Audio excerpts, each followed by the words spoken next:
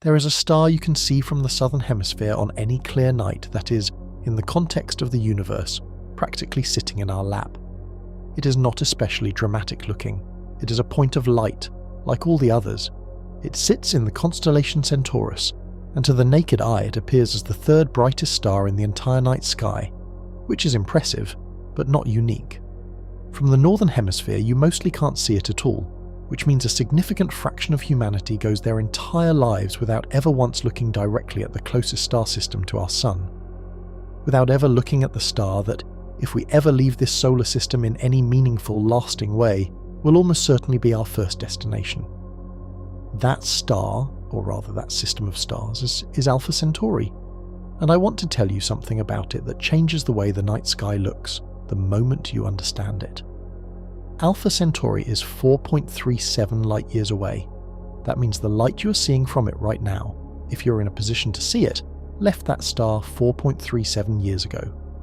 It has been travelling through the vacuum of interstellar space at 299,792 kilometers per second for 4 years, 4 months, and about 13 days, and it is only now completing its journey by landing on your retina. That light was emitted when you were 4 years younger than you are right now. When you look at Alpha Centauri, you are looking into the past. Now, here is the thing that I want you to hold. Here is the thought that should make the scale of what we're talking about feel real in a way that raw numbers never quite manage. The fastest spacecraft that humanity has ever launched, the New Horizons probe, which passed Pluto in 2015 and is currently heading into the outer solar system at roughly 14 kilometers per second, would take approximately 78,000 years to reach Alpha Centauri. 78,000 years. That is longer than the entirety of recorded human history. That is longer than the time since the last major ice age covered Europe with glaciers. That is longer than the time since modern humans first left Africa and began populating the planet. That is the gap between us and our nearest stellar neighbour, measured in travel time by our fastest ever spacecraft. And Alpha Centauri is close. It is, as far as we can measure, the closest star system to our own. It is our nearest neighbour in the universe. It is, in the language of interstellar distances, practically next door. If that is next door, then the rest of the galaxy, the 400 billion other stars in the Milky Way spread across a disk 100,000 light-years in diameter, is so far away as to seem, for any practical engineering purpose, forever out of reach. This video is about Alpha Centauri. It is about what it is, what we know about it, what might be there waiting for us, and, most importantly, what it would actually take to get there. Not in the vague, inspiring way that scientific futurism sometimes talks about interstellar travel. Not with hand-waving about century-scale timelines and unspecified breakthroughs. In the specific, physical, engineering-grounded way that takes seriously the actual distance, the actual physics, and the actual consequences for any person or machine attempting to cross 4.37 light-years of space. Because when you start looking at the specific, physical, engineering-grounded reality of reaching Alpha Centauri, a word keeps coming up in the literature, in the research papers, in the conference presentations. A word that does not typically appear in the inspiring, aspirational language of space exploration. Terrifying, not in a hyperbolic sense, in a precise quantitative sense. The radiation environment of interstellar space is terrifying. The engineering requirements for any propulsion system that could reach Alpha Centauri in a human lifetime are terrifying. The communication challenges, the fact that any signal sent from Alpha Centauri would take 4.37 years to reach Earth, are terrifying in their implications for mission architecture and crew psychology. The social and political challenges of sustaining a multi-generational mission across 4+ light-years are terrifying in their historical precedents. The possibility that when you arrive, after decades or centuries of travel, you find something that was not in any of your models, that is terrifying in the way only the truly unknown can be. And yet, the same scientists and engineers who use that word, who sit down and work through the numbers and confront the reality of what interstellar travel actually requires, almost universally conclude the same thing at the end of their calculations. It is worth it. It is worth attempting. It may, in the long arc of human history, be the most important thing we ever do. This video is the story of why it is terrifying, and why we should do it anyway. Let's start with what we are actually talking about. Chapter 1. Our nearest neighbour, what Alpha Centauri actually is. Most people, when they hear Alpha Centauri, think of a single star. This is understandable. It appears as a single point of light to the naked eye, it has a single famous name, and it occupies a single position in the sky. But Alpha Centauri is not a single star. It is a system of 3 stars bound together by their mutual gravity, orbiting and interacting in a gravitational dance that has been going on for billions of years. The dominant members of the system are Alpha Centauri A and Alpha Centauri B, which orbit each other in an elliptical orbit with a period of approximately 79.9 years. At their closest approach to each other, they are separated by roughly 11 astronomical units, about the distance from the Sun to Saturn. At their farthest, they are separated by roughly 36 astronomical units, considerably beyond the distance from the Sun to Neptune. This means the 2 stars spend most of their long mutual orbit at distances comparable to the outer solar system, and their closest approaches bring them to distances that, while still enormous by human standards, are comparable to the inner to middle solar system range of our own experience. Alpha Centauri A is, in many ways, the most welcoming star we know of for the purpose of imagining inhabited planetary systems. It is a G-type star, the same spectral class as our Sun, with a mass approximately 10% greater than the Sun's, a radius about 22% larger, and a luminosity roughly 51% greater. It is slightly hotter and slightly more brilliant than the Sun, but it is recognizably the same kind of object. If you were transported to the inner system of Alpha Centauri A and removed your spacesuit for a moment of suicidal stargazing, the star above you would look broadly familiar, a brilliant yellow-white disk, hot and blinding, the same general class of object that has sustained life on Earth for 4 billion years. Alpha Centauri A is by many measures the most Sun-like star outside our solar system. Alpha Centauri B is different, but not dramatically so. It is a K-type star, slightly smaller, slightly cooler, and slightly less luminous than the Sun, with a mass about 90% of the Sun's and a luminosity roughly 50% of the Sun's. K-type stars are actually considered particularly good candidates for hosting habitable planets by some astrobiologists because they burn their hydrogen more slowly than G-type stars, have longer main sequence lifetimes, produce less ultraviolet radiation, and are generally more stable than larger stars. Alpha Centauri B is a perfectly respectable stellar candidate for the support of life, and it sits in a binary system with a near-solar twin. This system, in abstract, sounds extraordinarily promising. The third member of the system is the star that has attracted perhaps the most intense scientific interest in recent years, and it is in many ways the most remarkable of the 3. Proxima Centauri is a red dwarf, a tiny, dim, cool, extraordinarily long-lived star with a mass only about 12% of the Sun's. It is so dim that, despite being the closest star to Earth of the 3, at 4.24 light-years, slightly closer than the Alpha Centauri AB pair at 4.37 light-years, it is completely invisible to the naked eye. You need at least binoculars to see it, and even then it is unremarkable. But Proxima Centauri became front-page news in 2016 when astronomers confirmed the existence of a planet orbiting it. Proxima Centauri B, the first confirmed exoplanet in the Alpha Centauri system, orbits its host star at a distance of roughly 0.05 astronomical units, completing each orbit in just 11.2 days. This sounds absurdly close, and by the standards of our solar system it is. Mercury orbits the Sun at 0.39 astronomical units, nearly 8 times farther out than Proxima B.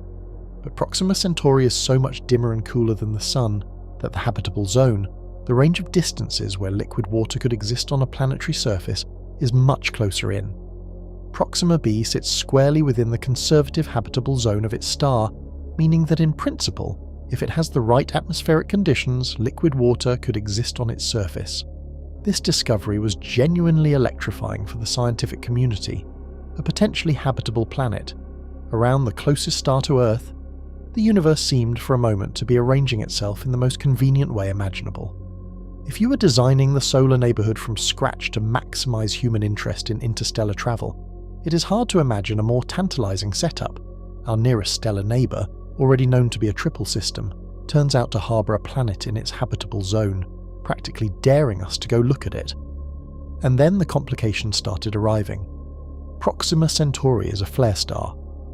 This is a category of red dwarf that is particularly prone to producing stellar flares, sudden, violent releases of energy from the stellar surface that can briefly increase the star's luminosity by a factor of tens or even hundreds. Proxima Centauri produces flares with a frequency and intensity that, if the same flares occurred on our Sun, would be considered extreme space weather events of civilization-threatening magnitude. In 2016, the same year the planet was announced, a particularly powerful flare from Proxima Centauri was observed that released more energy in a few minutes than the Sun typically releases in hours. Research published in subsequent years has documented that Proxima Centauri produces powerful ultraviolet flares several times per day. Not per year, not per decade, per day. For a planet orbiting as close as Proxima b, this flare activity is not a minor concern. The ultraviolet and X-ray radiation from these flares would, over time, erode the planetary atmosphere unless the planet had an extraordinarily strong magnetic field to deflect the energetic particles, and the proximity of the orbit means that the planet almost certainly rotates synchronously with its orbit, one face permanently toward the star, the other permanently in the dark, which creates a climate system unlike anything in our solar system, and may complicate the maintenance of the kind of global atmospheric circulation needed to distribute heat and maintain habitability across the planet's surface. Whether Proxima b is actually habitable is, at this point, genuinely unknown. The uncertainties are real and significant. Some models suggest that a planet with the right atmospheric composition and a strong enough magnetic field could survive the flare environment and maintain surface conditions hospitable to some forms of life. Other models suggest the atmospheric erosion from flare activity would, over geological timescales, strip any atmosphere that wasn't continuously replenished. The question will not be answered from Earth with any telescope currently in operation.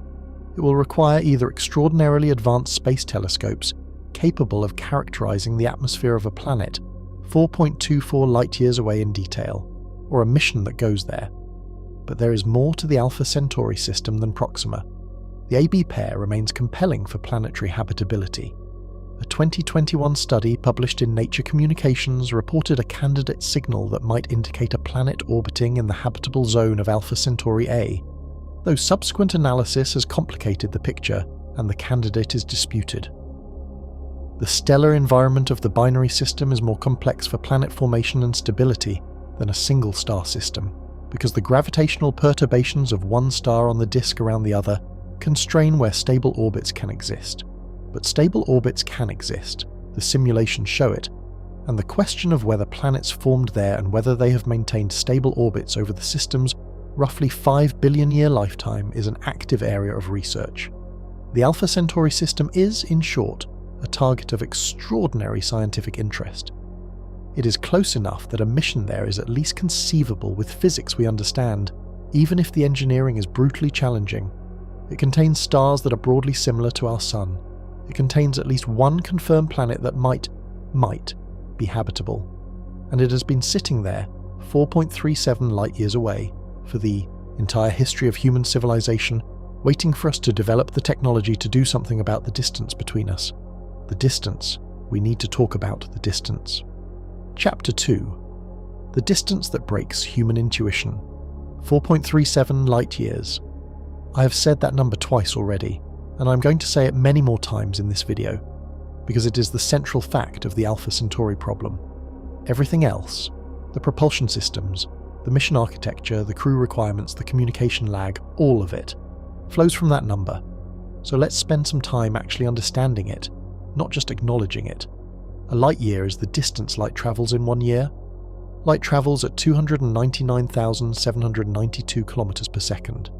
In 1 second, a photon travels approximately 300,000 kilometers, roughly 25 times the circumference of the Earth, or about 80% of the distance to the Moon. In 1 year, that photon travels approximately 9.46 trillion kilometers. 1 year, 9.46 trillion kilometers. 4.37 light-years is 4.37 times that. It is approximately 41.3 trillion kilometers. 41.3 trillion kilometers separates the Alpha Centauri system from our solar system. If you wrote that number out in full, it would be 41,300,000,000,000 kilometers. 41,300,000,000,000. Let me try to make that real. The Earth is approximately 150 million kilometers from the Sun. That distance, 150 million kilometers, is defined as one astronomical unit, the basic unit of measurement within our solar system, and it is a distance that already strains human intuition. Light covers that distance in about 8 minutes. A spacecraft travelling at the speed of the New Horizons probe, 14 kilometers per second faster than anything humans have ever launched, would take about 124 days to cover one astronomical unit. That is the Earth-Sun distance, and it takes 4 months at maximum human-achieved velocity. The distance to Alpha Centauri is 275,000 astronomical units, 275,000 Earth-Sun distances. At 14 kilometers per second, the New Horizons probe would take approximately 78,000 years to cover that distance. If the New Horizons probe had been launched at the moment Homo sapiens first appeared on Earth, roughly 300,000 years ago, it would still be only about 4 times farther away than it currently is.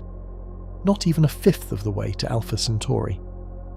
Another way to think about it, if the Sun were reduced to the size of a grapefruit and placed on a table, the Earth would be a small grain of sand sitting about 15 meters away. Alpha Centauri, at this scale, would be another grapefruit sitting approximately 4,300 kilometers away, the distance from New York to Berlin roughly. The space between the two grapefruits, at this scale, contains almost nothing. A few atoms of hydrogen per cubic centimeter, the occasional molecule of carbon monoxide or water vapor, stray cosmic ray particles, and that is it. Between our solar system and the nearest other stellar system, there is almost nothing for a distance that, even scaled down to grapefruit size, would require crossing multiple continents. The emptiness of interstellar space is not an incidental feature. It is the defining challenge. A spacecraft crossing this space cannot stop for fuel or repairs. It cannot receive resupply missions. It cannot be retrieved if something goes wrong. It is on its own from the moment it leaves the solar system, for a journey that, with any currently operational technology, would last many times the length of a human lifetime. And it gets worse when you think about it in terms of communication. Even radio signals travel at the speed of light, which means any communication between a spacecraft heading to Alpha Centauri and mission control on Earth would experience a delay equal to the light travel time between the spacecraft and Earth. When the spacecraft is 1 light year out, messages take 1 year each way, 2 years round trip. When it is 4 light years out, messages take 4 years each way. When it has arrived and is in the Alpha Centauri system, every exchange of information with Earth is an 8.74 year round trip. You ask a question, you wait nearly 9 years for the answer. Mission Control discovers a problem, they send a message, it takes 4.37 years to reach the spacecraft, the crew responds, and 4.37 years later Mission Control gets the response. This is not a communications infrastructure challenge that better technology can solve. It is a fundamental consequence of the speed of light, the most absolute speed limit in the universe. No engineering innovation will allow information to travel faster than light. The communication delay is permanent, structural, and irreducible for any physical mission to Alpha Centauri. A crew that reaches Alpha Centauri is, for all practical purposes, entirely on their own. Mission Control on Earth cannot help them in real time, cannot answer questions in real time, cannot make decisions in real time, cannot even know whether the crew is alive until 4.37 years after whatever happens to them happens. The distance also creates a profound asymmetry in what we can know before we go. Our telescopes can tell us a great deal about the Alpha Centauri system from 4.37 light-years away. We know the masses and temperatures and luminosities of the stars. We know that at least one planet orbits Proxima Centauri. We have candidate signals that might indicate additional planets. We can detect the chemical signatures of molecules in the system through spectroscopy. But there is a vast amount we cannot know. We cannot image the surfaces of any planets at this distance, cannot measure their magnetic fields, cannot sample their atmospheres, cannot determine whether microbial life exists in any protected niche on any of their surfaces. The information we need to fully assess the habitability and scientific value of the system is information that only a spacecraft in or near the system can gather, which means any mission to Alpha Centauri will arrive with incomplete information. The crew, or the instruments, if it is an unmanned probe, we'll be making discoveries in real time in an environment that was last observed from 4.37 light-years away with whatever telescope technology existed at launch, which could be decades before arrival. The gap between what we know at departure and what is actually there waiting is likely to be enormous. This is the scale problem.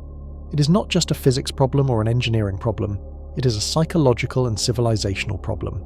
It requires that we commit enormous resources, over timescales longer than most human institutions exist, to a destination we cannot fully characterize, for benefits we cannot precisely predict, for crews who will spend significant fractions of their lives making a journey from which they may not return.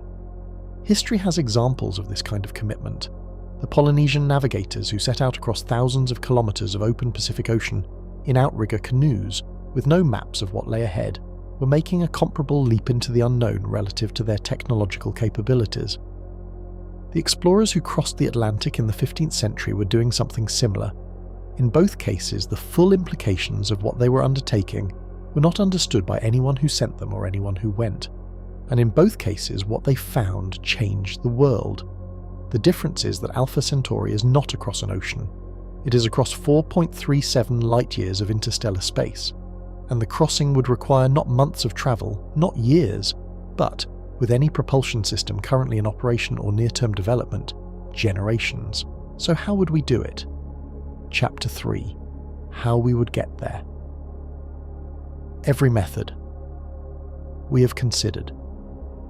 This is the chapter where the engineering confronts the physics, and the result is a set of options that range from barely conceivable to theoretically possible, but requiring technologies that do not currently exist who would require the productive output of entire planets directed at a single goal for decades. There is no good news in propulsion. There is only a spectrum of hard to hardest, with occasional rays of genuine creativity illuminating what might be possible if the right pieces fell into place. Let us work through the serious proposals systematically. Chemical rockets. This is what we currently use for almost everything. Chemical rockets burn propellant, typically liquid hydrogen and liquid oxygen, or similar combinations, to produce thrust. They are spectacularly capable within the solar system, capable of launching enormous payloads into orbit and sending spacecraft to every planet and most minor bodies in the solar system. But chemical rockets have a fundamental physical limitation. The exhaust velocity of the hot gases they produce is bounded by the energy content of the chemical reaction powering them.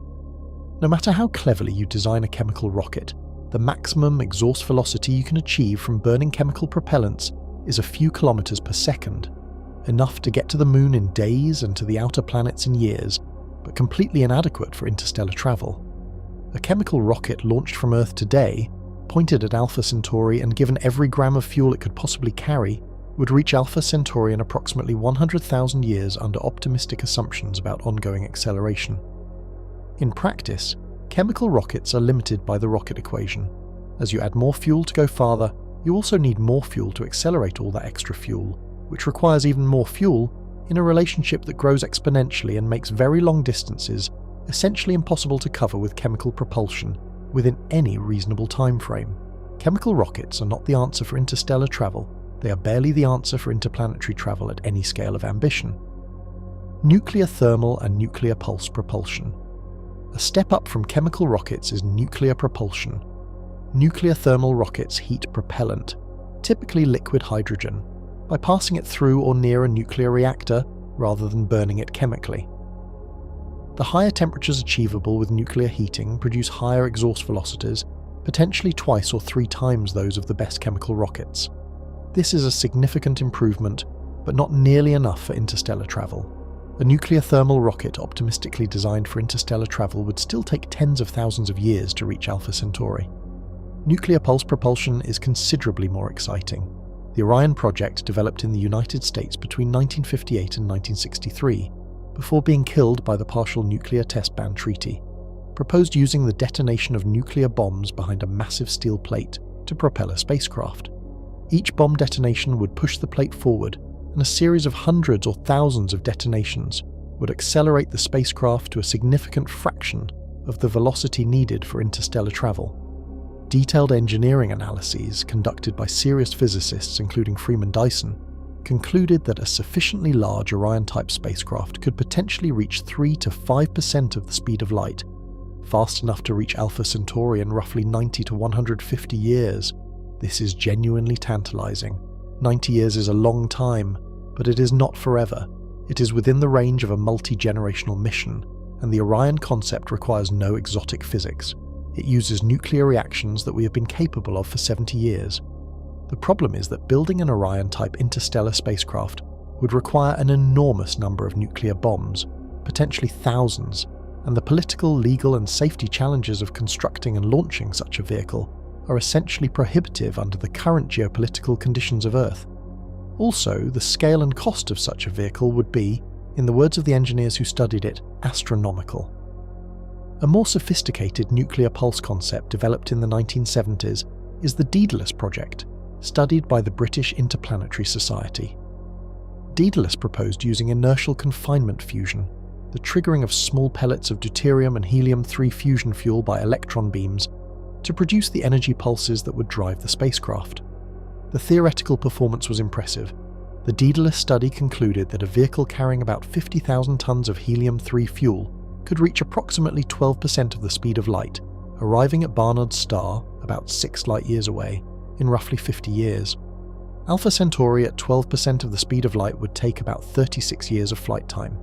The problem with Daedalus, as with all fusion propulsion concepts, is that controlled fusion has been 30 years away for roughly 70 years and remains stubbornly difficult to achieve at practical scale. The helium-3 fuel requirement is also a problem. Helium-3 is extraordinarily rare on Earth and would need to be mined from the Moon or the atmospheres of the outer planets in enormous quantities. And the engineering of a vehicle operating at 12% of the speed of light involves challenges, radiation shielding, material science, navigation, debris avoidance, that go significantly beyond what we have solved even in concept. Solar and laser sails. An entirely different approach to interstellar propulsion uses radiation pressure, the gentle but continuous push exerted by photons on a reflective surface to accelerate a spacecraft. A large enough sail made of sufficiently reflective and thin material can, over time, be accelerated to significant fractions of the speed of light by sunlight, or more practically, by a powerful laser beam directed from a base near the Sun or in Earth orbit. The laser sail concept has received enormous attention in recent years because of the breakthrough Starshot initiative announced in 2016 by Stephen Hawking, Yuri Milner and others. Starshot proposes to use a ground-based laser array with a total power of approximately 100 gigawatts, comparable to the total electrical generating capacity of the United Kingdom, to accelerate a fleet of tiny, gram-scale spacecraft, each carrying a small camera and communications equipment, to approximately 20% of the speed of light. At 20% of the speed of light, the journey to Alpha Centauri would take approximately 20 years. The spacecraft would fly through the Alpha Centauri system, take photographs and measurements, and beam the data back to Earth, where it would arrive 4.37 years after the flyby. Breakthrough Starshot has the genuine support of serious physicists and engineers, and has received tens of millions of dollars in funding for feasibility studies. Its technical challenges are also genuinely enormous. A 100 gigawatt laser array does not currently exist. The ability to keep a 100 gigawatt beam focused on a gram-scale target at distances of up to 1 astronomical unit, as the spacecraft accelerates away from Earth, requires an optical system of extraordinary precision. The sail material would need to survive the intense laser irradiation during the acceleration phase, which lasts minutes and involves energy fluxes that would vaporize any material currently available. And the gram-scale spacecraft would need to carry sensors, cameras, communications equipment, and power sources capable of surviving 20 years of interstellar travel and then transmitting data back across 4.37 light-years, all within a package that weighs about a gram. Each of these challenges is, individually, at the frontier of material science, photonics, and engineering. Together, they represent a project that many physicists believe is achievable in principle within decades, but that requires sustained investment and technical progress across multiple fields simultaneously. Antimatter propulsion, the most energetically efficient form of propulsion that physics allows, setting aside science fiction concepts like warp drives, is antimatter annihilation. When matter meets antimatter, they annihilate each other completely, converting 100% of their combined mass into energy. This is compared to the efficiency of nuclear fission, which converts about 0.1% of mass to energy, or fusion, which converts about 0.7%. Antimatter annihilation is the most energy-dense process known to physics, and a spacecraft powered by matter-antimatter annihilation could, in theory, reach significant fractions of the speed of light. The problem with antimatter propulsion is not theoretical, it is practical, on a scale that is almost comical. Antimatter is extraordinarily difficult and expensive to produce. Particle accelerators can produce antiprotons, but the efficiency is ludicrous. Current accelerator technology requires roughly 10 billion joules of energy input to produce 1 microgram of antiprotons. A rough calculation suggests that fueling an antimatter spacecraft for a journey to Alpha Centauri would require more energy than the current global energy production of Earth, multiplied by many orders of magnitude just for the fuel. Additionally, storing antimatter in sufficient quantities requires that it be kept completely isolated from ordinary matter, which is technically achievable in small quantities using magnetic traps, but completely impractical at the scale of a spacecraft fuel supply. Antimatter propulsion is theoretically perfect and practically nowhere near achievable with any technology or economic framework we can currently envision. Generation ships and slower approaches.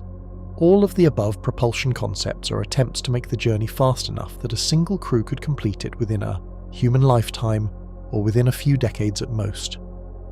But there is another class of approaches that abandons the speed requirement and instead accepts that the journey will take centuries and designs the mission accordingly. A generation ship is a spacecraft large enough, self-sufficient enough, and robustly enough built to sustain a human population across multiple generations of birth and death during the voyage.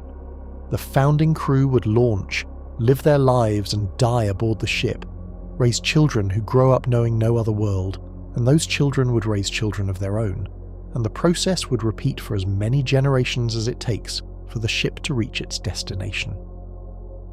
If the ship travelled at, say, 0.1% of the speed of light, achievable with some advanced nuclear propulsion scenarios, the journey to Alpha Centauri would take roughly 4,370 years. That is 175 generations of human beings, all living and dying within the confines of a spacecraft, all descended from the original crew, none of them having chosen to undertake this journey.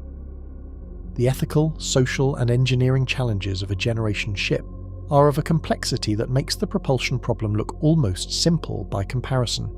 We will address them in detail in Part 2. But the generation ship concept is worth mentioning here because it is, in some ways, the most honest engineering solution to the interstellar travel problem. It does not require new physics or exotic materials or unproven propulsion concepts. It requires sustained engineering excellence and organizational continuity across timescales that dwarf any human institution that has ever existed.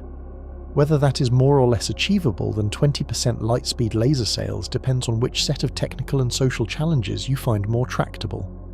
The landscape of interstellar propulsion is, in summary, a landscape of hard choices between different categories of difficulty. Chemical rockets are inadequate by many orders of magnitude. Nuclear propulsion is more promising but still requires either immense political will or technologies not yet demonstrated. Laser sails are potentially achievable within decades for very small payloads.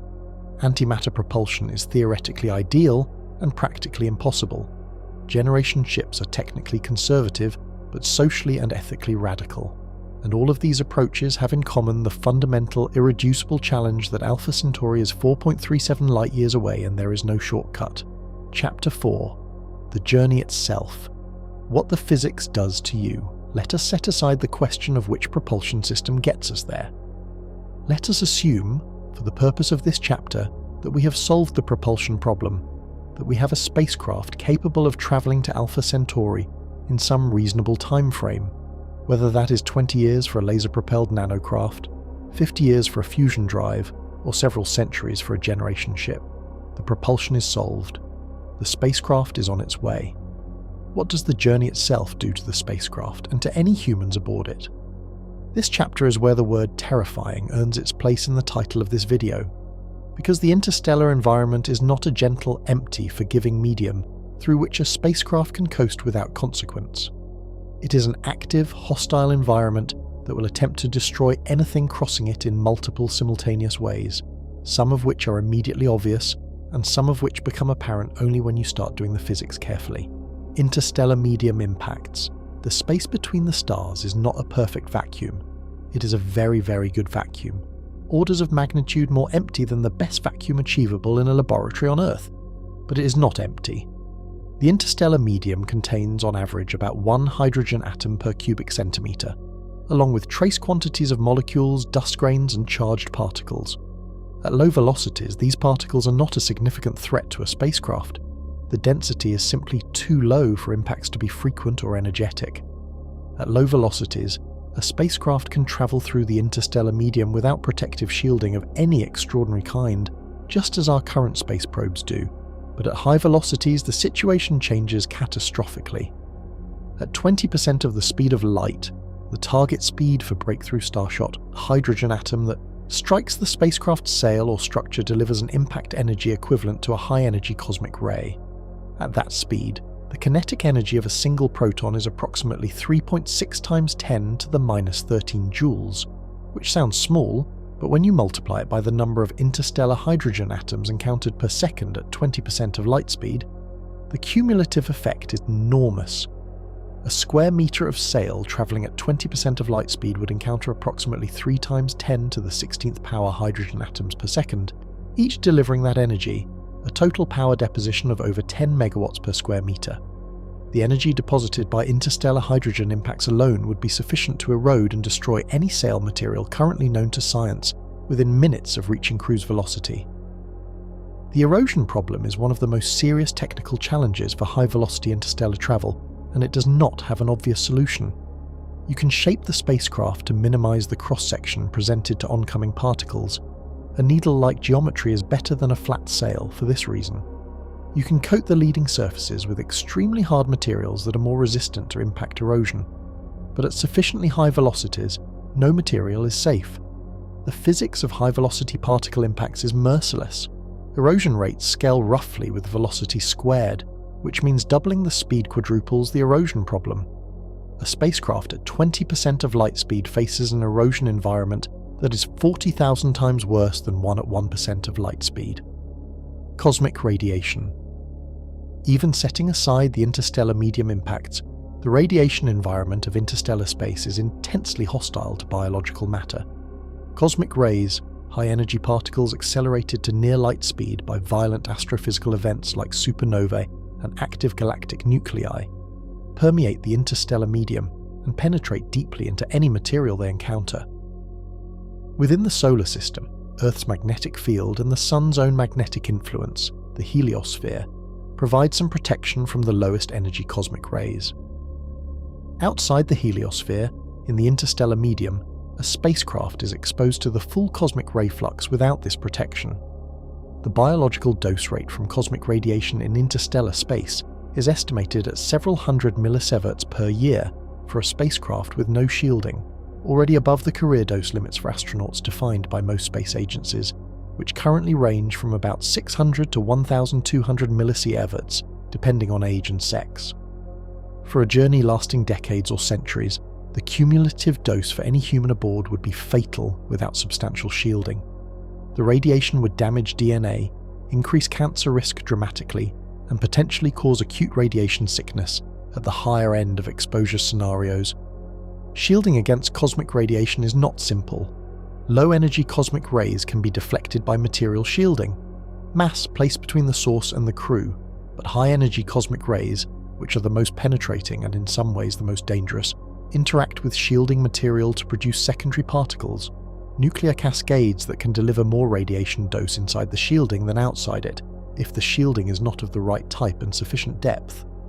Water is one of the better shielding materials for high-energy cosmic rays because of its hydrogen content, and proposals for interstellar crew habitats often involve surrounding the living quarters with water tanks, food stores, and other hydrogen-rich materials.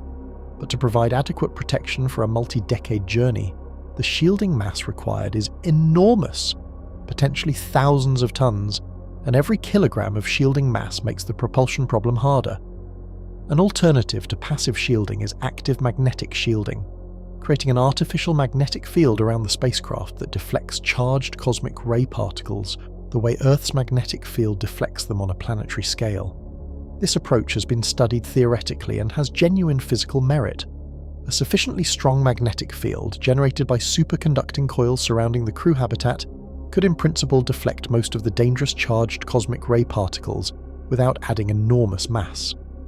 The engineering challenges are significant.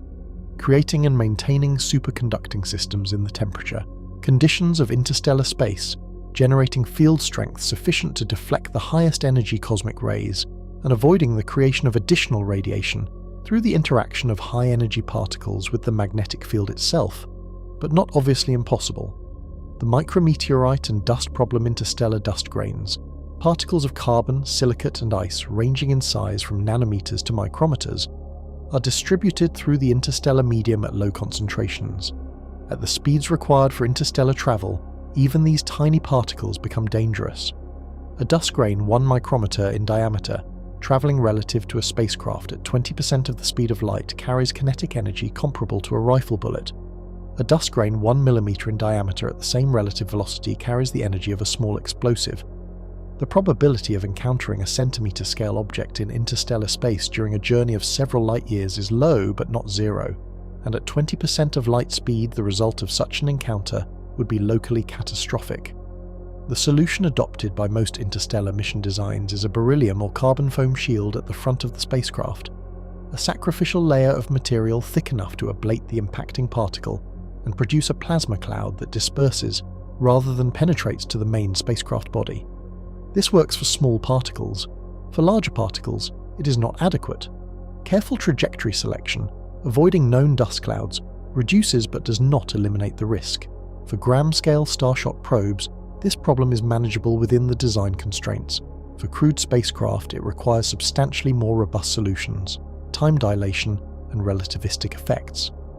At the speeds being considered for serious interstellar missions, from 10 to 20% of the speed of light in the most ambitious near-term proposals, relativistic effects begin to be relevant, though not dramatically so. Time dilation, the slowing of time experienced by the travelling crew relative to time passing on Earth, becomes meaningful at significant fractions of light speed.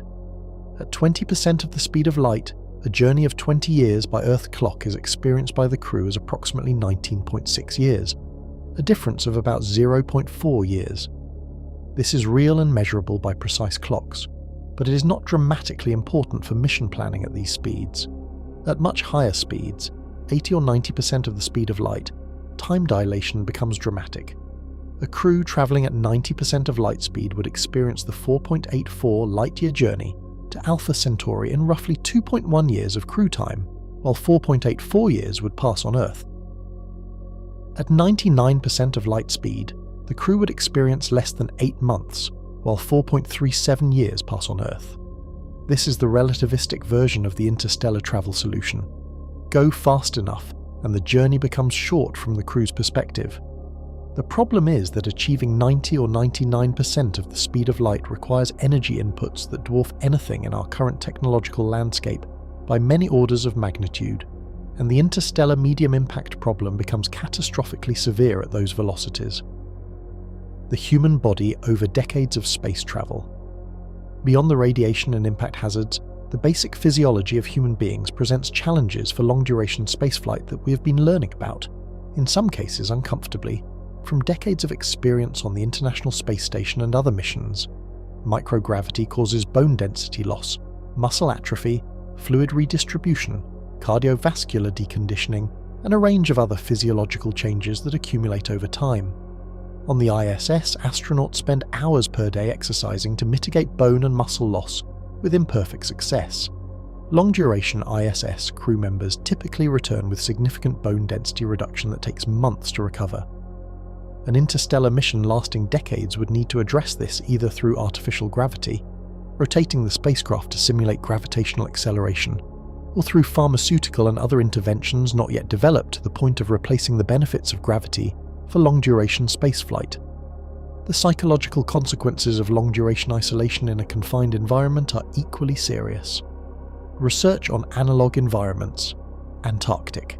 Winter over stations, submarine crews, isolated research teams consistently shows that group dynamics in small, isolated, confined communities are complex, difficult to manage, and prone to conflict and psychological deterioration over long periods. An interstellar crew would be confined to the spacecraft for years or decades, with no prospect of resupply, rescue, or even real-time communication with mission support. The psychological design of the mission, crew selection, group size and composition, privacy and communal space design, the provision of meaningful work and genuine autonomy would be as critical as any physical engineering challenge. And there is the question of what the crew does with the time. 20 years, 40 years in a spacecraft. Doing what? Mission profiles need to account for the fact that the crew members are not robots. They need purpose, engagement, intellectual stimulation, physical activity, social connection, and the sense that their contribution matters. A crew that arrives at Alpha Centauri after decades of travel, psychologically damaged by isolation and purposelessness, is not a crew that can accomplish the scientific objectives of the mission. The human element is not a secondary consideration in interstellar mission design. It is a primary one, and arguably the hardest one to get right.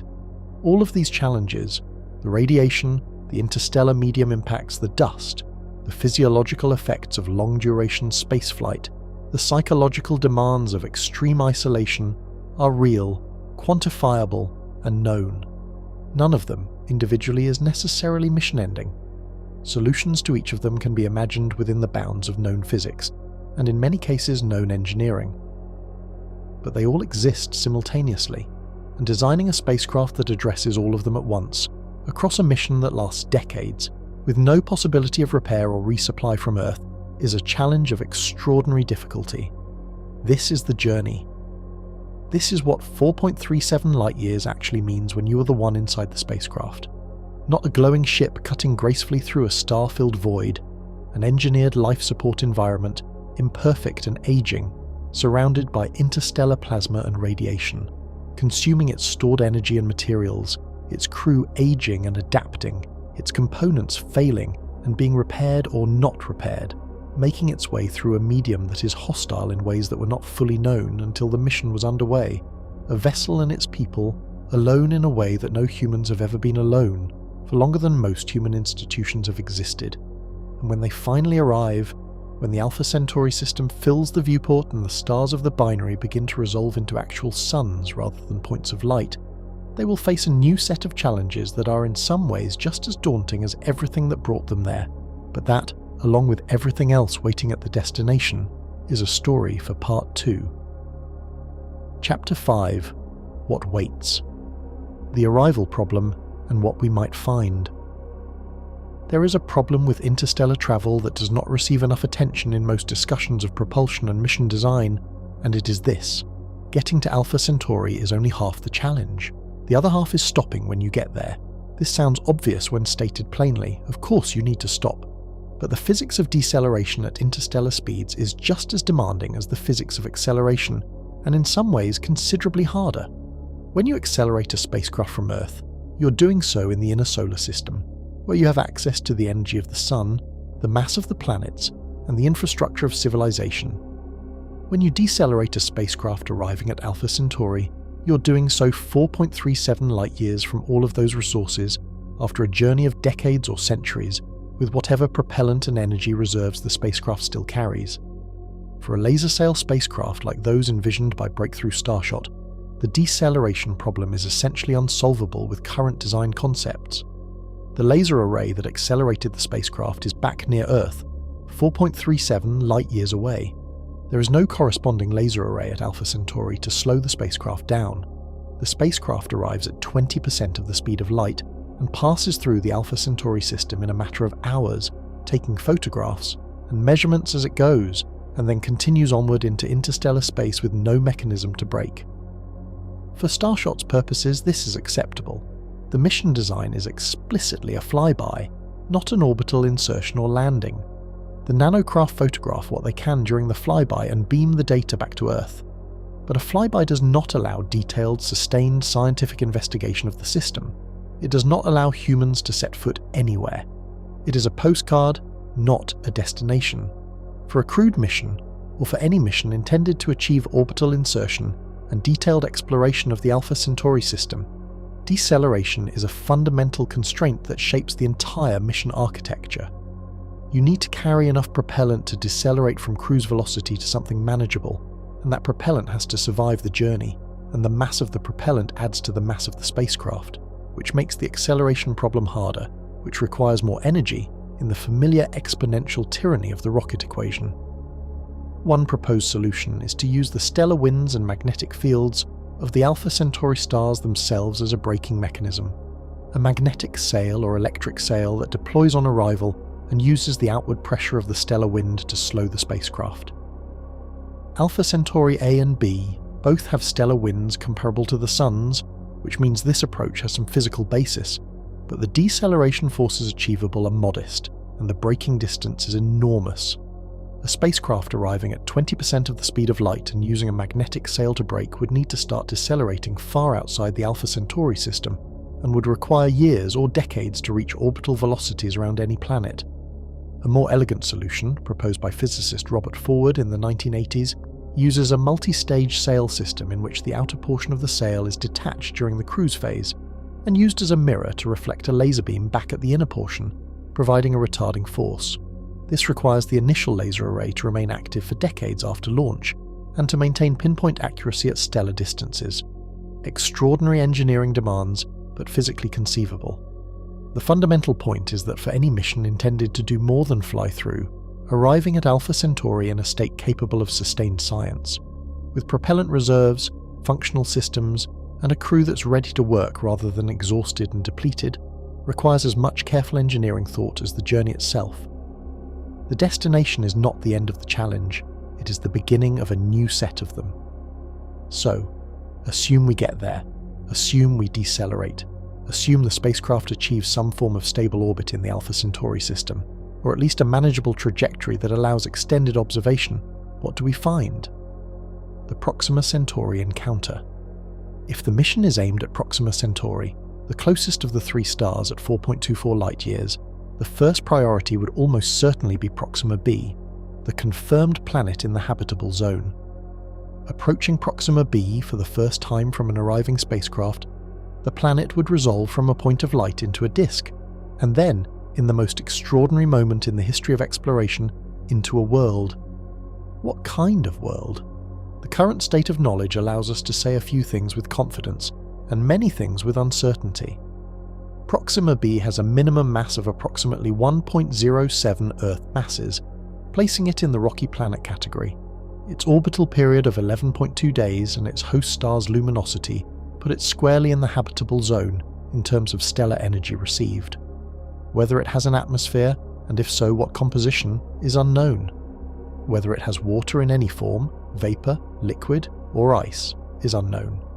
Whether its magnetic field is strong enough to have survived the flare bombardment of its host star over billions of years is unknown.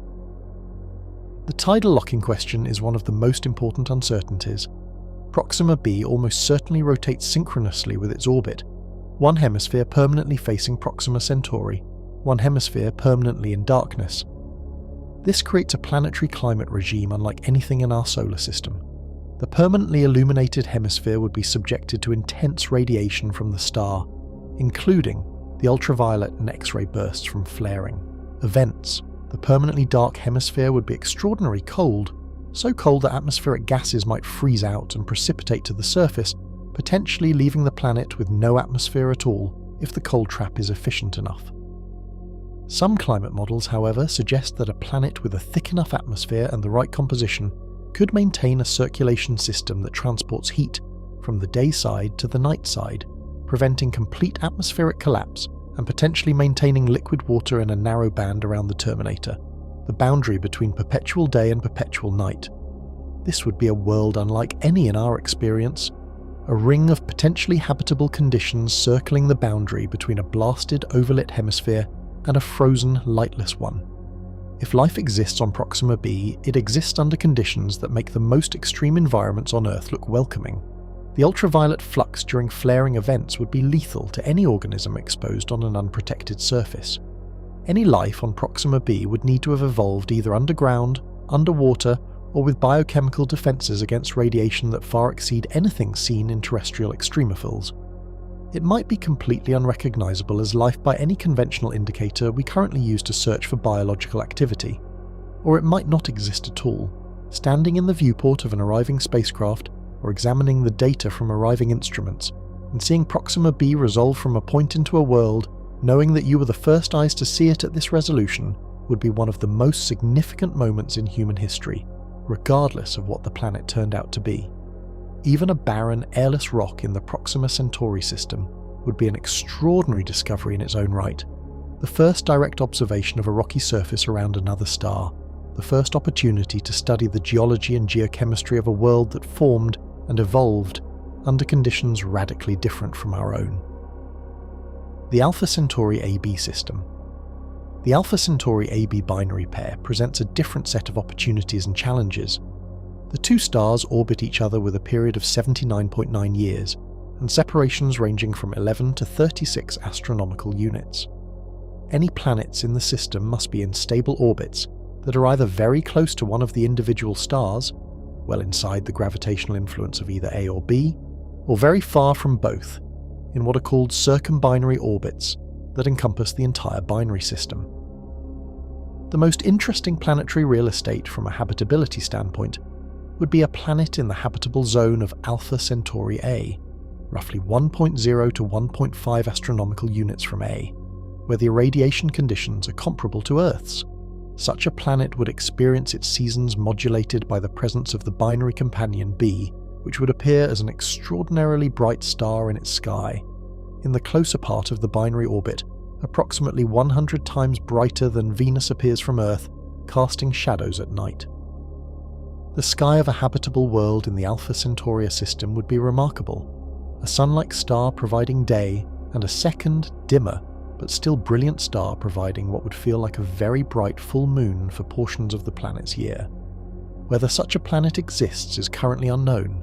The candidate signal reported in the 2021 Nature Communications paper has not been confirmed by independent observations, and the harsh stellar environment of a binary system makes planet formation and long-term stability more complex to model, but the stable orbital zone exists in principle, and the conditions for habitability, if a planet is there, would be less hostile than the Proxima Centauri environment. An arriving spacecraft at Alpha Centauri AB would find itself in a gravitationally complex environment requiring careful navigation.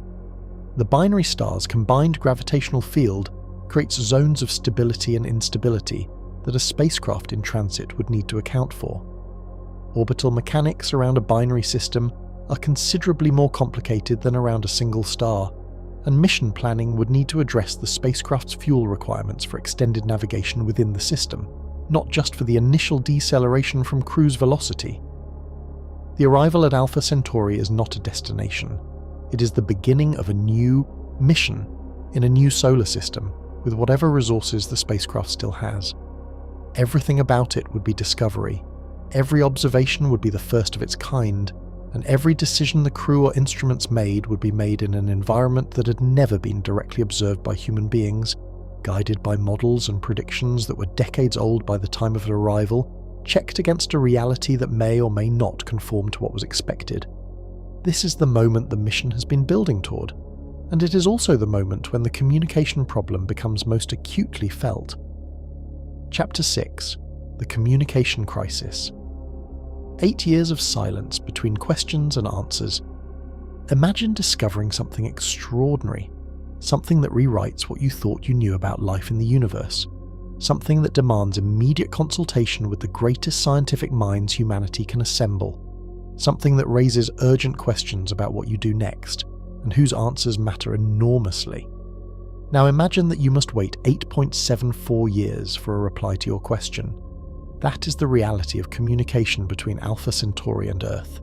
Every signal, every message, every data transmission, every desperate request for advice travels at the speed of light, the maximum possible speed for any information, and takes 4.37 years to cross the gap. A question asked on day 1 of the Alpha Centauri exploration phase reaches Earth 4.37 years later. The answer leaves Earth immediately upon receipt and arrives 4.37 years after that. Total elapsed time from question to answer 8.74 years. This is not a temporary limitation to be overcome by better technology. It is as fundamental as any constraint in physics. The speed of light is the universe's absolute speed limit for information of any kind. Quantum entanglement, which is sometimes cited in popular science as a potential method of faster-than-light communication, does not actually allow information to be transmitted faster than light. It is a correlation that can only be interpreted through a classical channel, which is limited to light speed. There is no known physical principle that permits information transmission faster than the speed of light, and there is no credible scientific proposal for achieving it. The 4.37-year one-way delay is permanent and irreducible. What this means in practice is profound.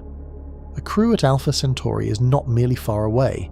They are, for all practical purposes, operating in a completely autonomous universe, temporarily disconnected from Earth in a way that no explorers in human history have ever been disconnected.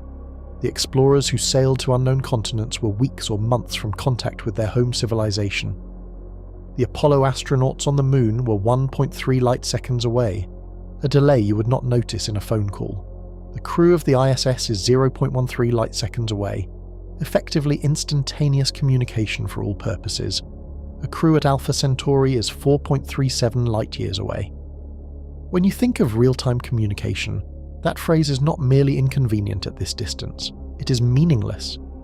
There is no real time that is shared between Alpha Centauri and Earth in any communicative sense. Consider what this means for decision-making.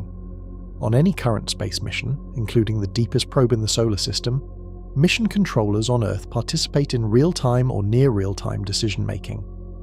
When the New Horizons probe was approaching Pluto, mission controllers were watching the data, making decisions about instrument pointing and data collection, responding to unexpected discoveries in something approaching real time. Even with the 4.5-hour one-way light travel time to Pluto at its maximum distance, a round trip of 9 hours allowed a kind of modified dialogue. Mission controllers discovered an issue, designed a response, transmitted it, and received confirmation of execution within a day. At Alpha Centauri, the crew cannot consult Earth about anything that requires a decision faster than 8.5 years. They cannot ask for advice about a medical emergency and receive it in time to act on it. They cannot report an unexpected discovery and wait for expert opinion before responding to it. They cannot request a software patch for a failing system, receive it, and install it within a useful time frame if the system failure is acute. Every decision of any consequence during the Alpha Centauri exploration phase must be made by the crew, on site, with whatever knowledge and expertise they carry with them. This has sweeping implications for how the mission must be designed and crewed. The crew of an Alpha Centauri mission must collectively contain, between them, essentially all of the expertise that the mission might require: medicine, engineering, geology, atmospheric science, astrobiology, orbital mechanics, robotics, psychology, computer science. The mission cannot rely on remote experts because remote experts, however brilliant, are too far away to be useful in real time. The crew is the expertise, the crew is the mission control, the crew is, in every practical sense, entirely on its own. This requirement for radical self-sufficiency is not unprecedented in human history, but the examples that come closest to it are not encouraging ones for institutional durability. Small, isolated communities that must be entirely self-sufficient in terms of skills and governance tend to follow predictable trajectories. They work well when cohesion is maintained by shared purpose and strong leadership, and they fracture along predictable lines when purpose diffuses or leadership becomes contested.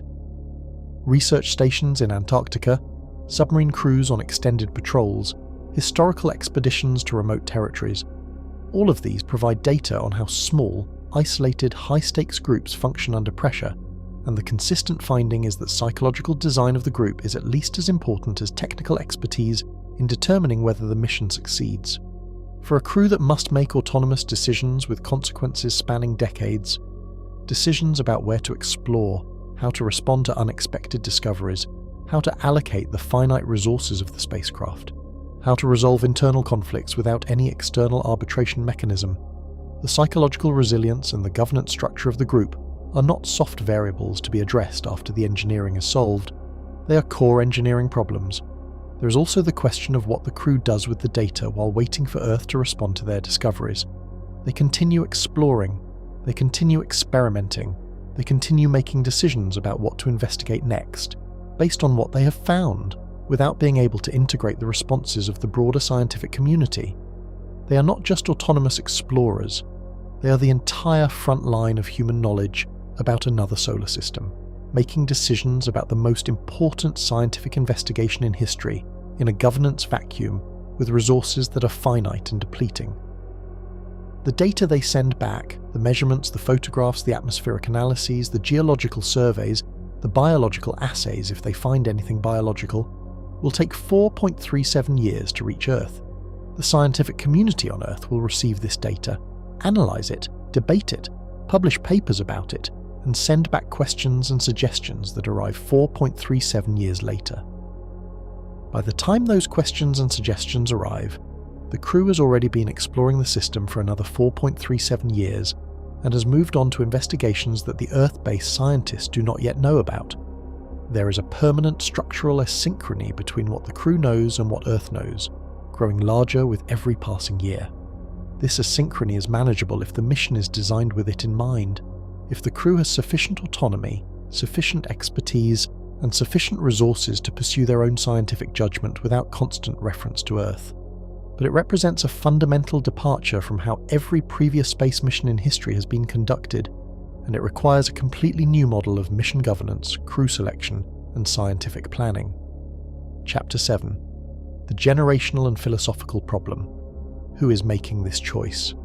Let us now address the version of the Alpha Centauri mission that does not require exotic propulsion, the Generation ship. The vessel large enough and self-sufficient enough to carry a human community across the gap to another star system over a period of centuries, with populations rising and falling within its walls, entirely isolated from the civilization that launched it. The concept of the Generation ship has been a staple of science fiction for nearly a century, and as with many science fiction concepts, its familiarity has perhaps dulled us to how genuinely radical a proposal it is. Let's strip away the fictional framing and look at what it actually involves. A Generation ship is a proposal to launch human beings on a journey that will, by design, last longer than any of them will live. The founding crew, the people who actually board the ship and feel it leave Earth behind, will die aboard it, somewhere in the interstellar void, having never reached the destination. Their children will also die aboard it. Their grandchildren may die aboard it. The people who eventually arrive at Alpha Centauri, if the mission succeeds, may be 5, 10, 20 or 50 generations removed from the people who chose to undertake the journey. Those arriving people did not choose this, they were born into it. They were conceived, raised, educated and socialized entirely within the confines of a spacecraft, with no experience of Earth except as an abstract history, no connection to the civilization that launched their ancestors, and no practical ability to do anything other than continue the mission their predecessors set in motion. The choice to embark on this journey was made for them by people who died generations before they were born. This is the central ethical tension of the Generation ship concept, and it is one that philosophers, ethicists and scientists have been grappling with since the concept was first seriously proposed. Is it permissible to commit future, unconceived people to a life defined entirely by a mission they did not and cannot choose? Does the Generation ship crew have rights that conflict with the mission? If they choose, several generations in, to turn around, to end the mission and return to Earth, spending another several centuries in transit back, does anyone have the authority to stop them? If they do not choose to turn around but are simply so disorganized, so riven by internal conflict, so reduced in population by disease or accident that the mission fails, what then? The historical parallels for communities that maintained purpose, organization, and shared identity across multiple generations under conditions of radical isolation are not plentiful, and the ones that exist are not uniformly encouraging. Medieval cathedrals were built over generations, but the builders went home at night and were embedded in a functioning society with external reference points, cultural continuity, and religious institutions that provided overarching coherence. Monastic communities maintained purpose across centuries, but they were in communication with the outside world and were not physically isolated from it. Long-distance maritime voyages involved decades of travel, but not literally lifetimes. The sailors returned, or died with the expectation of return, rather than embarking on a one-way voyage extending across generations. The closest genuine parallel might be the founding of new communities by groups who chose to leave an existing civilization and travel to a new one. The Pilgrims crossing the Atlantic, the Mormon pioneers crossing the American West, various colonial expeditions throughout history.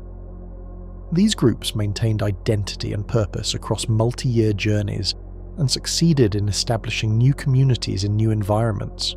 But they were crossing oceans and continents, not stellar distances.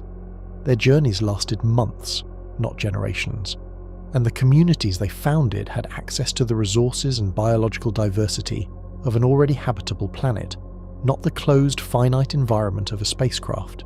The population question is another acute concern. Genetic diversity in a closed population decreases over time as individuals share increasingly recent common ancestors. A minimum viable population size for long-duration genetic sustainability is estimated by population geneticists at somewhere between 160 and 40,000 individuals, depending on the assumptions made about reproductive rates, selection pressure, and acceptable levels of inbreeding.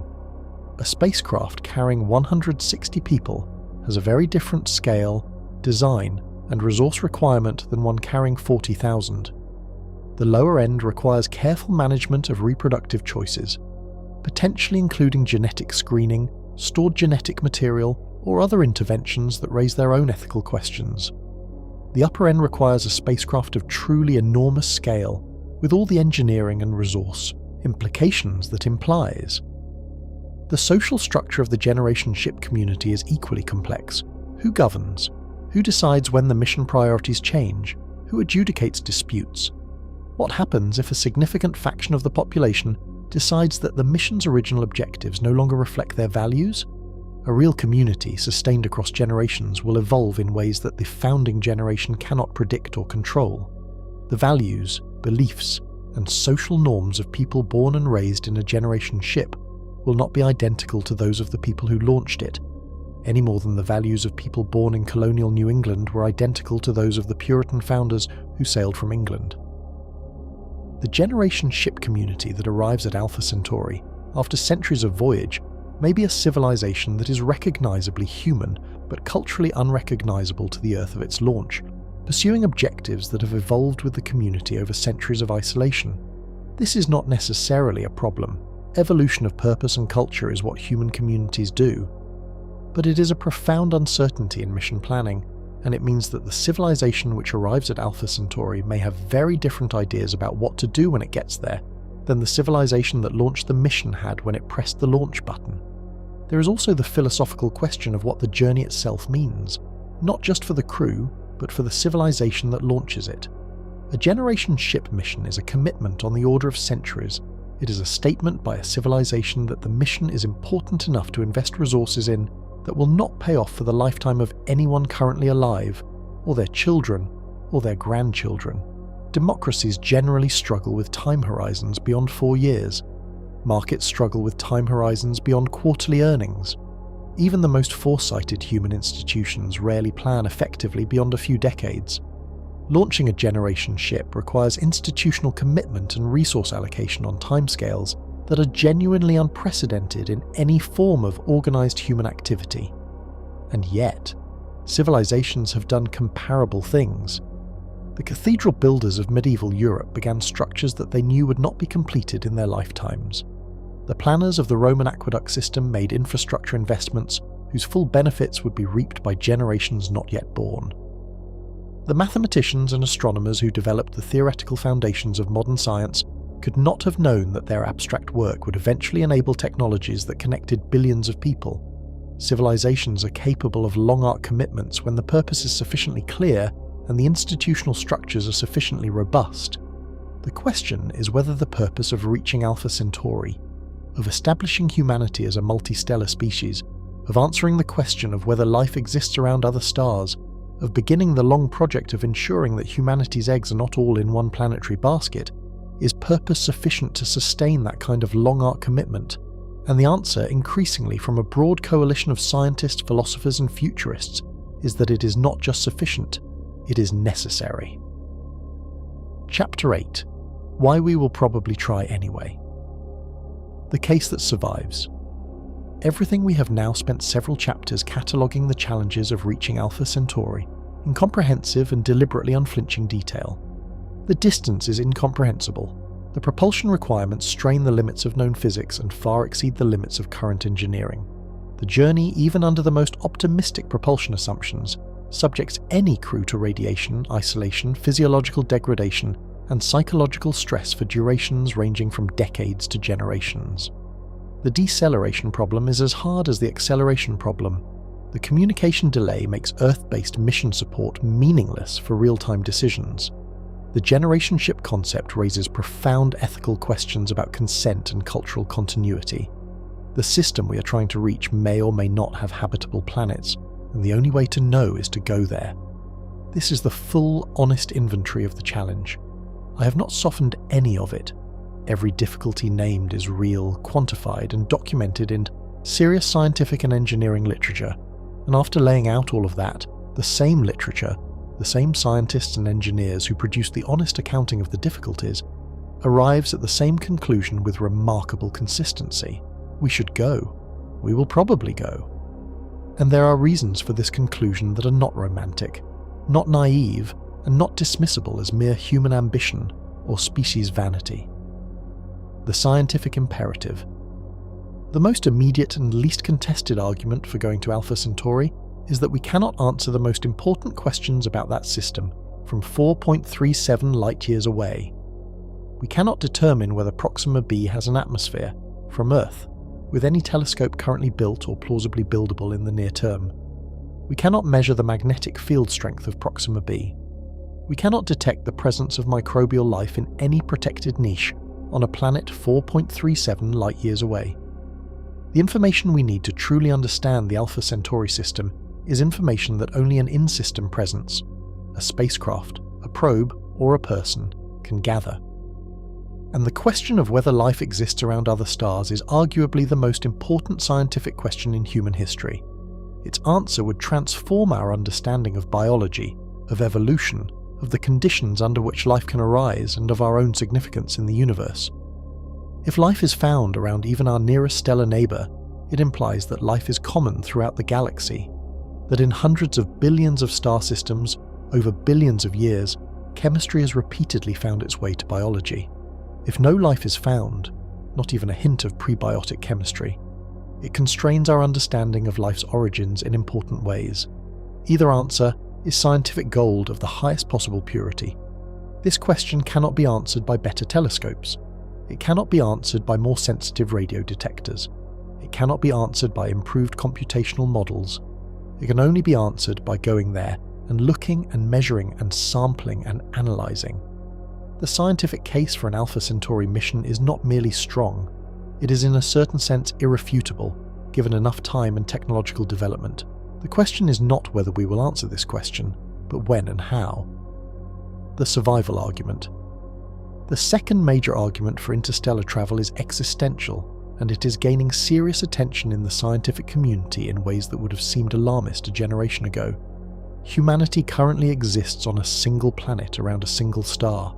Everything that has ever been thought, created, discovered, or loved by any human being in the entire history of our species exists on, or is derived from, this one world. Every book, every scientific discovery, every work of art, every human relationship, every memory, every future possibility of human civilization. All of it is concentrated on one planetary surface, vulnerable to one class of catastrophic risks. The risks to Earth-based civilization are real, quantified, and not negligible on civilizational timescales. Large asteroid impacts, while rare, have caused mass extinctions in the geological past and will occur again on statistical timescales of tens to hundreds of millions of years. Supervolcanic eruptions of sufficient scale can cause global climate disruption on timescales of years to decades. A nearby gamma-ray burst could strip the ozone layer and sterilize the surface.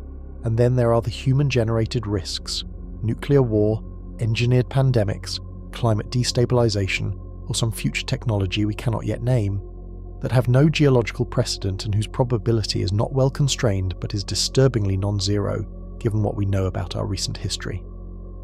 A civilization that remains confined to a single planet is a civilization with a single point of failure. The establishment of a self-sustaining community at another stellar system would not guarantee the survival of humanity against all possible catastrophes, but it would eliminate the single point of failure problem. Even if something catastrophic happens to Earth, the human project would continue elsewhere. The light we have kindled, the accumulated culture, knowledge, and potential of the human civilization would not be entirely extinguished by any single planetary event. This is not a new argument. It has been made by Carl Sagan, Stephen Hawking, Elon Musk, and many others, but it is worth making clearly and without the inspirational polish that sometimes makes it sound like rhetoric rather than logic. The survival argument for interstellar colonization is simply this: civilizations that bet everything on one planet eventually lose that bet. Civilizations that don't are more likely to persist. The philosophical argument. Beyond the scientific and survival arguments, there is a case for Alpha Centauri that's harder to quantify but no less real. It is the argument from what kind of civilization we want to be, from what the act of reaching for the stars does to the human spirit and to human institutions over the long arc of history. Every major expansion of the human range, from Africa to Eurasia, from Eurasia to the Americas, from the continents to the oceans, from the ground to the air, from the atmosphere to space, has been accompanied by an expansion of human capability, human knowledge, and human imagination.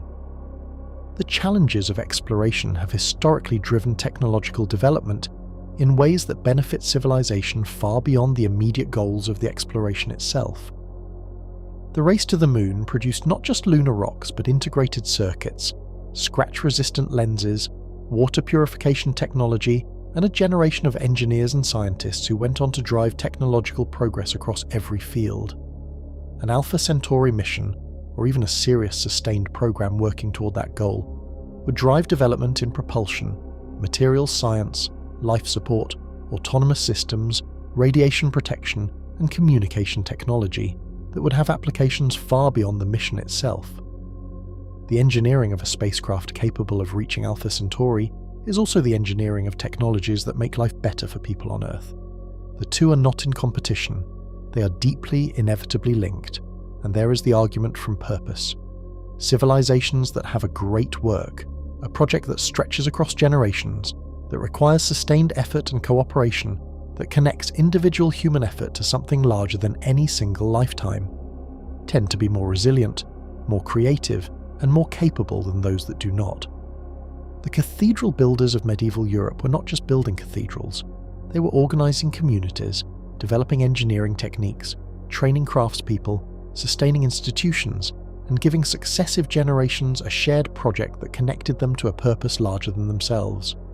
Alpha Centauri is the cathedral of our era, or the era to come. It is the project that, if we choose it, could sustain the long arc of human purpose across generations in ways that no shorter-term goal can replicate.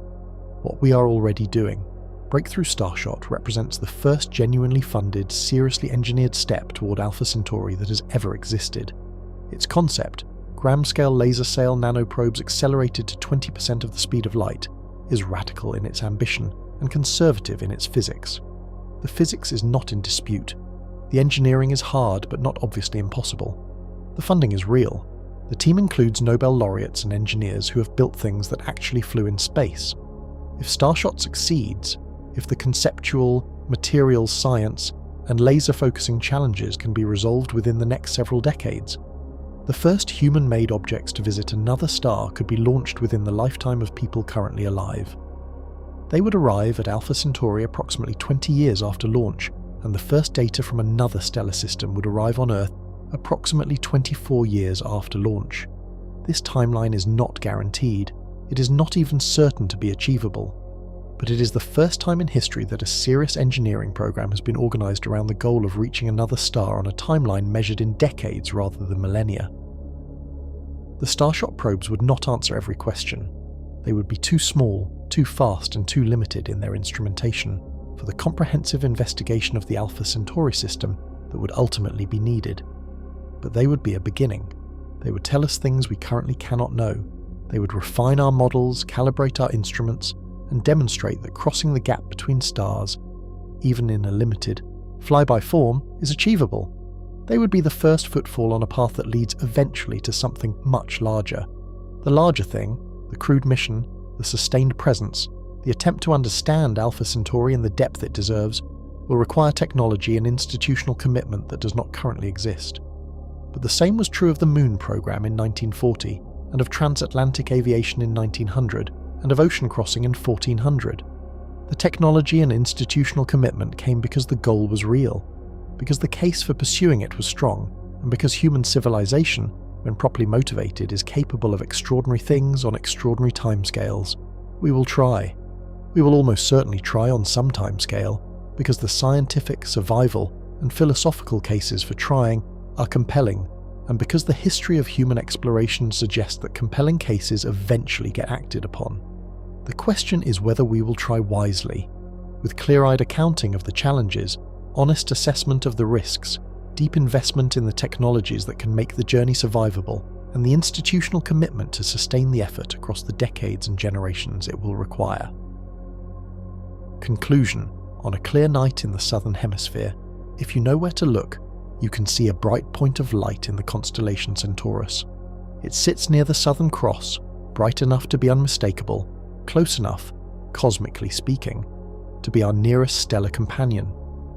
It has been sitting there for the entirety of human history, for every generation of Homo sapiens that has ever lived, for every civilization that has risen and fallen, for every astronomer who has ever turned their eyes to the sky.